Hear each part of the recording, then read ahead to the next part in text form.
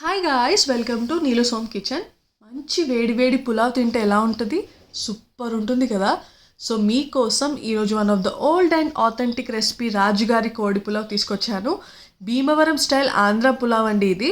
హైదరాబాద్కి దమ్ బిర్యానీ ఎంత ఫేమస్సో ఈ పులావ్లు ఆంధ్రాకి అంత ఫేమస్. ఈ వీడియోని స్కిప్ చేయకుండా ఎండ్ వరకు చూడండి. ఎమ్మీ రెసిపీ అండి. ఎలా చేద్దామో చూద్దాం రండి. ముందుగా హండి పెట్టేసుకోండి. ఇలా దీంట్లో ఒక 4 to 5 స్పూన్స్ ఆయిల్ పడుతుంది. ఆనియన్స్ వేపుకోవాలి కదా.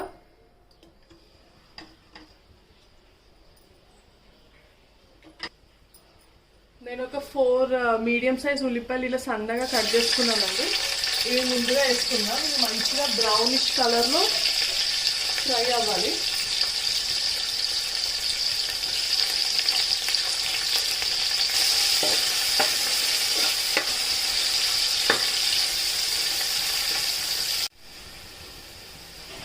ఇట్లా ఎర్రగా అయినాక ఇప్పుడు హోల్ గరం మసాలా వేసుకోండి. నేను 3 బిర్యానీ ఆకు, స్టార్ ఎన్సిల్, బడే ఇలాచి, 2 దాల్చిన చెక్క, ఒక 8 లవంగాలు, 4-5 ఇలాచి అండ్ 5-6 మిరియాలు తీసుకున్నాను. ఇందులోనే సాజీరా,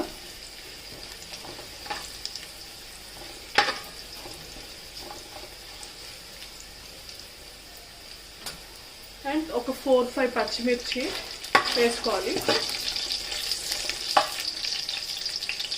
ఒక 4 టమాటాలు తీసుకోండి. ఇట్లా తీసుకొని సన్నగా తురుముకొని వేసుకోండి.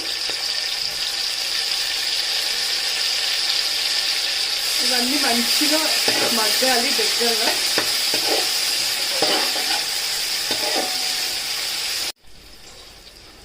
ఇలా టమాటాలన్నీ సాఫ్ట్ అవ్వాలి. ఇప్పుడు ముందుగా మ్యారినేట్ చేసుకున్న చికెన్ని వేసేసుకున్నాం.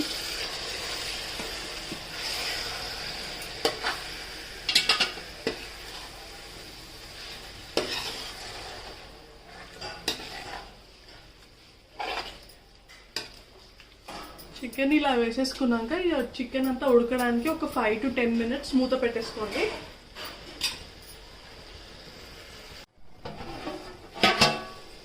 ఇందులో 1 స్పూన్ ధనియాల పొడి, కొంచెం గరం మసాలా వేసుకుందాం.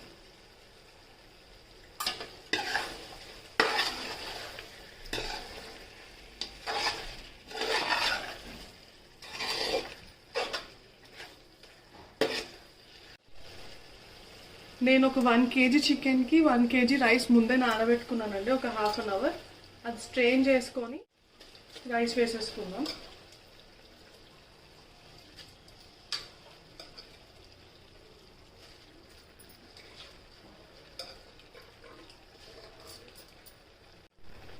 %50 చికెన్ ఉడికినాక రైస్ వేసుకోండి. ఇట్లా వేసుకొని నేను ఒక గ్లాస్ బియ్యానికి 1.5 గ్లాస్ వాటర్ తీసుకుంటాను. ఒక్కసారి ఇట్లా కలిపేసుకొని సాల్ట్ అడ్జస్ట్ చేసుకోండి ఈ టైంలో. అండ్ మళ్ళీ కొంచెం కొత్తిమీర అండ్ పుదీనా వేసేసుకోండి పైనుండి. అండ్ ఇది ఒక 15 minutes దాకా మూత పెట్టేసి ఉడకనిద్దాం.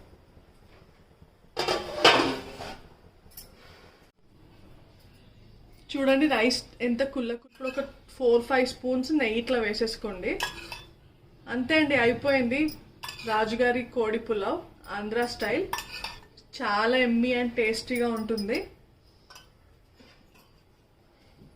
Try it guys. If you like this video, please do subscribe Neelu's Home Kitchen. Bye bye.